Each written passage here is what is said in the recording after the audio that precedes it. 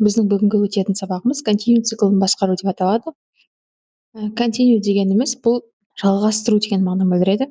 Белгілі бір қойылған шарттың көмегімен ағымдағы цикл итерациясын тоқтатып, келесі цикл итерациясына ауыстыратын циклдың нұсқаулығы болып табылады. Цикл нұсқаулығы. Бұл цикл нұсқаулығы тек қана while шартында ғана емес, for параметрлі циклінде де қолдануға болады. Яғни континуу нұсқаулығындағы циклдің екі түрі бар. For параметрлі цикл мен while шартты циклінде қолдануға болады. Бұлардың өз кезегінде схемалары көрсетілген осылайша. Мен теорияға тоқталмай, бірден практикаға көшетін болсам, мына жерде мынандай мысал келтірілген. N мен M бүтін сандар арасындағы барлық тақ сандарды экранға шығаратын программаның кодын құрастыр дейді. Және оған 14 пен 25 деген екі санды берген. Нәтижесінде бізде сол екі сан аралығындағы тақ сандарды экранға шығару, 15, 17, 19, 21, 23, 25, яғни 25-ті қоса алғандағы. Бұны бізде мысалда келтірген for параметрлі циклінде қолдануды және де while шартты циклінде қолдануды. Екеуінде мысал ретінде программасын жазып үлгі ретінде көрсеткен. Енді бұл программаны жіктеп ашып қарайық, қалай бұны жасаған. Мына жерде бізге екі санды беріп алған, екеуін бірінен соң бірі 14 бос орын 25 деп жазу үшін бізде map нұсқаулығын map атты операторды қолданған. nm map int input split бөліп жазу ретінде. Сосын бар foreign range дегенде n бітір m плюс 1 деп бізге бағанағы m-ді 25 дейтін болсақ, онда бізде соңғы сан 24 пен аяқталады ғой. Ал m плюс 1 дегені сол 25 қосылған 1 26 болса, яғни бізде соңғысы 25-ті қоса алып отырамыз деген сөз. Енді егер біз бағанағы i итерациядағы сандар қатарын 2-ке бөлген кезде 0 шығатын болса қалдығы, яғни бұл бізде ненің формуласы? Жұп санның формуласы, осы шартты орындалса, бізде continue деп береді. Continue деген осы жерде итерациядағы сан орындалып келе жатады да, тура бағанағы шартқа келген кезде сол жерден үзіп жібереді да, ары қарай циклды жалғастырушы болып табылады. Енді оны қалай болатынын түсіндіре кетейін. Былай істейді. Бізде мына жерде айға қандай сандар қатары берілген? 14 пен 25-ке шейін қояды, 26-да алынады. Себебі m қосылған 1 деген 25 қосылған 26-ны білдіріп тұр. Міне осы сандар қатары алынады. Айға міне ай тең деп. Бірінші 14-тің өзі беріледі. 15, сосын барып 16, 17, осы сандар қатары беріледі мына жерде. 18, міне 19, 20, 21 ары қарай кете береді.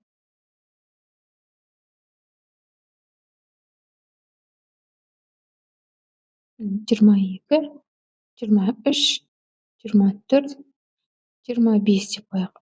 Осы кезде бізде не істейді? Бірінші мына жердегі шартқа қарайды. I бөлінген 2 тең 0 деген бізде айға 14-ті қойған кезде бұл жұп сан бола ма? Иә, жұп сан болады. Бірақ біз ол кезде continue деп тұр. Сол жерден біз шартты циклды итерациясын үзіп жібереміз, тоқтатамыз да. Міне 14-ке келгенде тоқтатамыз да, ары қарай жалғастырамыз. Continue деген жалғастыру деген сөз ғой. Ары қарай жалғастырамыз да, бізде келесі бізден әрге 15 барады. 15 келеді, 15 мына шартқа бағына ма?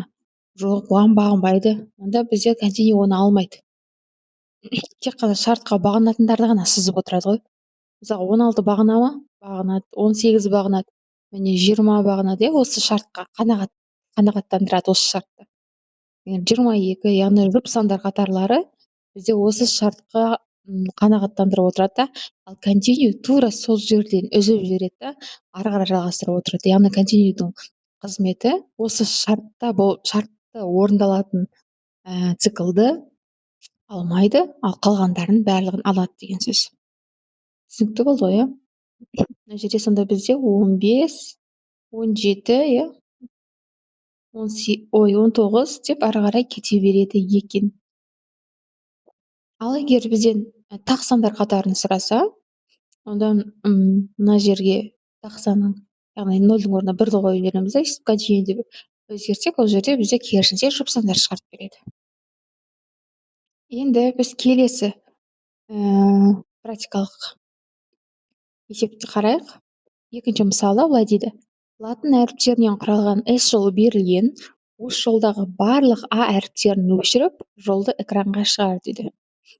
Мына жерде мына мысалы беріліп тұр, осы сөз беріліп тұр, сөз қатарлы, және осы жерден біз не істеуіміз керек? А деген әріпті алып тастауымыз керек, сол кезде осы әріптер қалады.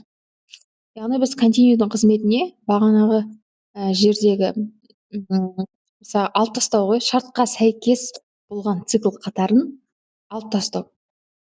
Енді бізде S деген input S деп беріп алған, яғни int input емес, тек қана inputты беріп тұр мына жерде, себебі int дегеніміз ол бүтін сан екендігін білдіреді. Ал олсыз болса, бізде онда әріп қатарын немесе мәтін қатарын сөз жол деп айтсақ болады, яғни жол қатарын жаза беруге болады. Сосын for I in S деп тұр. Кішкентай S болу керек, үлкен S болып кеткен. Егер біздің I-ымыз мына жерде үлкен А, or I тең кішкентай А деп тұр. Яғни шарт мына жерде логикалық бойынша кеткен. Себебі or деген қолданып тұр ғой бізде, немесе деген. Үлкен А немесе кішкентай А болса, онда бізде континуумда тура сол қатарды үзіп алып тастау керек. Ары қарай жалғастыра береді. Бұда бізге бірінші мына жерде А кетеді.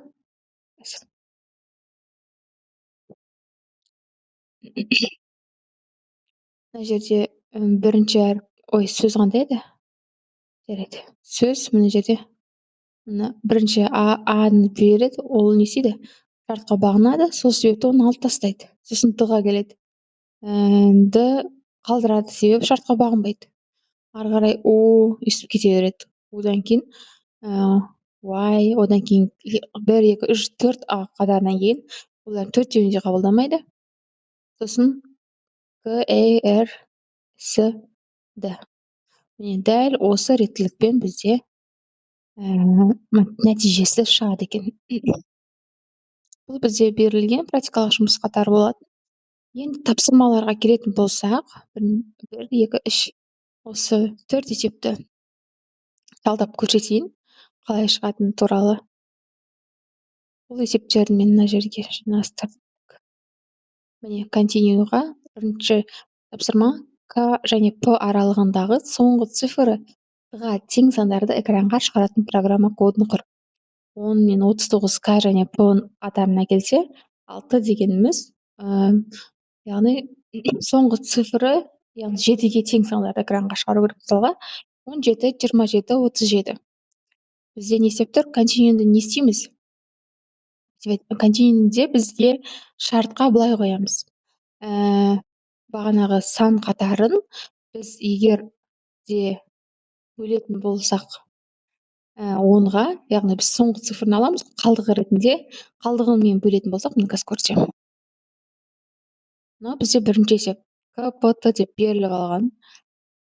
Сөйтіп мына map дегеніміз, яғни жанына жазылуы үшін, айнымалылардың жалына жазылуы үшін берілген. Одан кейін while деп К-дан П-ға дейін, К тең К плюс 1 бірге артып отырады. Сөйтіп бірінші сан береді.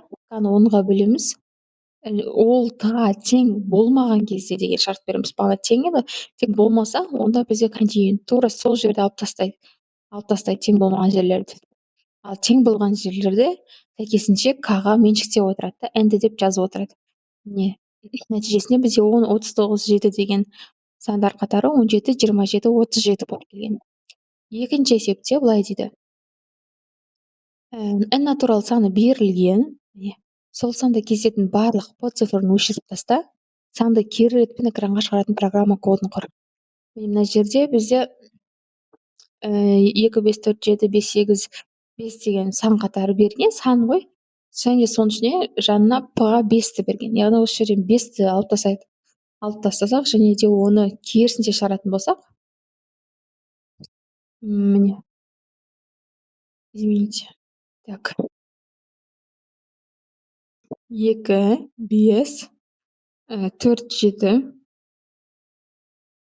8, 4, 7, 5, 8, 5.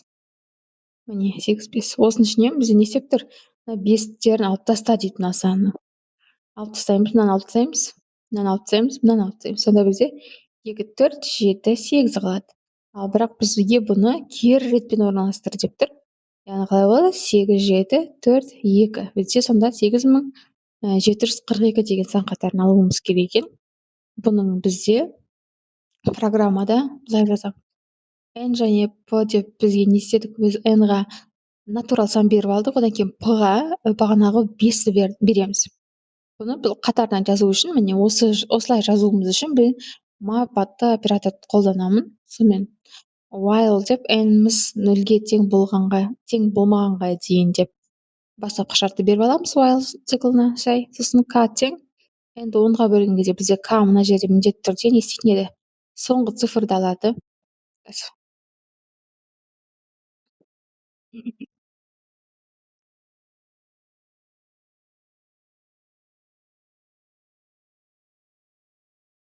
Бұл жерде бізде n-ға мынаны беріп аламыз.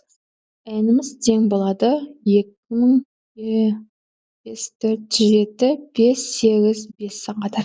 Ал P-ға бізге 5-ті беріп алады. Енді n-іміз мынау n мынау сан 0-ге тең болғанға дейін дейді. Мысалға бұл 0-ге тең емес қой. Яғни шарт орындалады. Сөйтеді бізде циклдың ішіне кіреді. Циклдың несіне өтеді? К бізде санды 10-ға бөлген кезде қалдығын алу керек болса, бізде не істейтін едік? Ең соңғы сан ғана алынады. 5 алынады. Одан кейін n тең n бөлінген 10 дегеніміз ол бізде осы соңғысынан басқа цифрларын алады. Яғни 2005, 4, 7, 5, 8. Осыны алады. Одан кейін егер k p-ға тең болса дейді. К біздің p-ға тең болса, 5-іміз тең болса p-ға, оны алып таста дейді. Оны алып таста. Continue деген сол бағанағы сол цикл қатарын алып тастау еді ғой. Яғни біз не істейміз? K-ны алып тастаймыз да, print K-ға бұл керек емес, бұл кірмейді. Print K-ға. Сөйтіп келесі бізде мынау n-міз қайтадан шартқа қарай барады.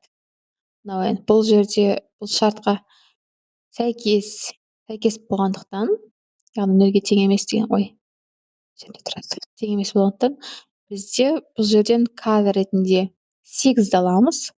Одан кейін n ретінде 2, 5, 4, 7-ні аламыз да, 8-ді өшіріп тастаймыз.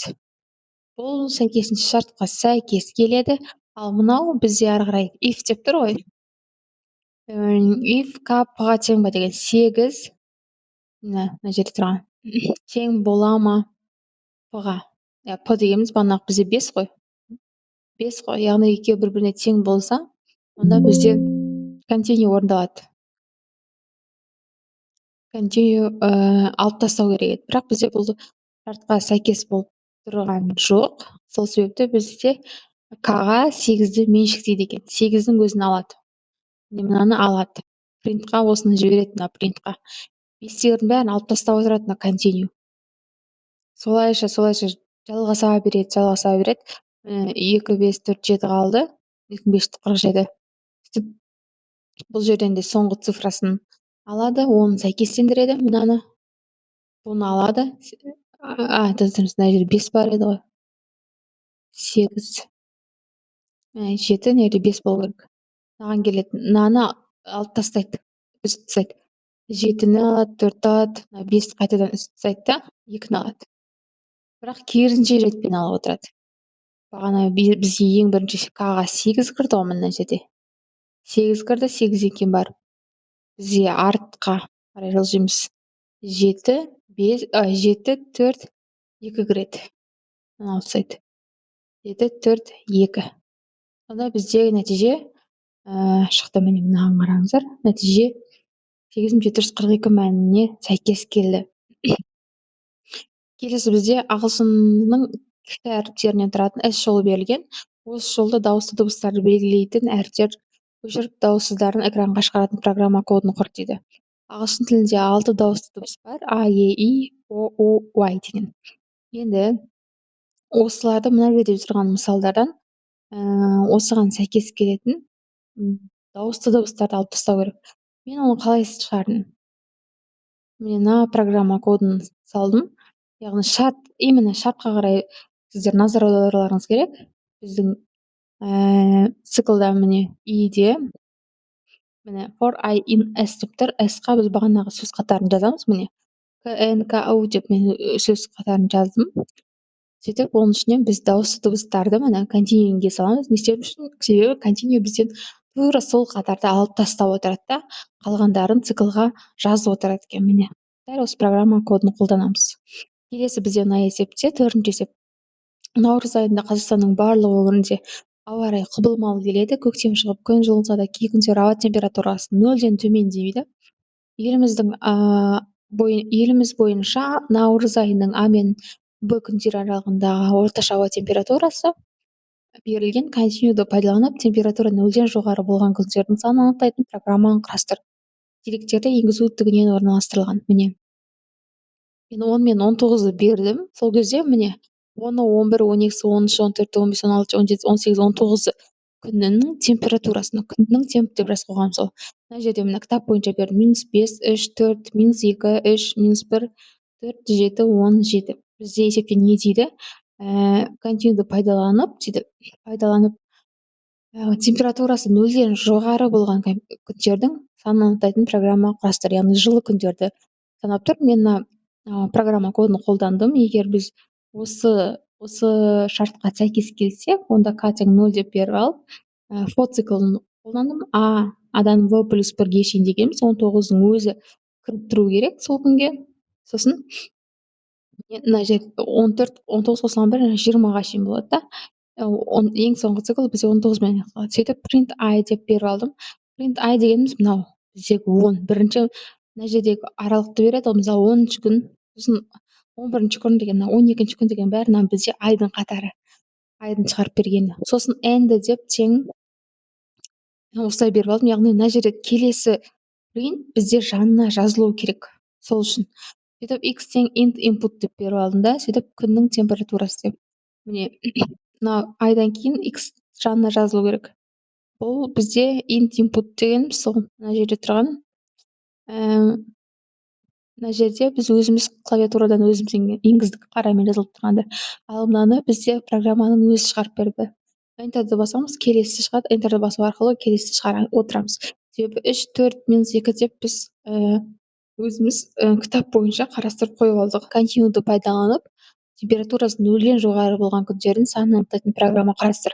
Яғни температура 0-ден жоғары болып тұр деген сөзде біз континуумды пайдаланамыз қалай? Температурасы керісінше аламыз. 0-ден кіші күндерді жазамыз да, мына жерде шартта бізде 0-ден кіші күндерді аламыз да, оны континуум дейміз. Яғни бізде минус болып тұрған суық күндерді үзіп алып тастап отырады.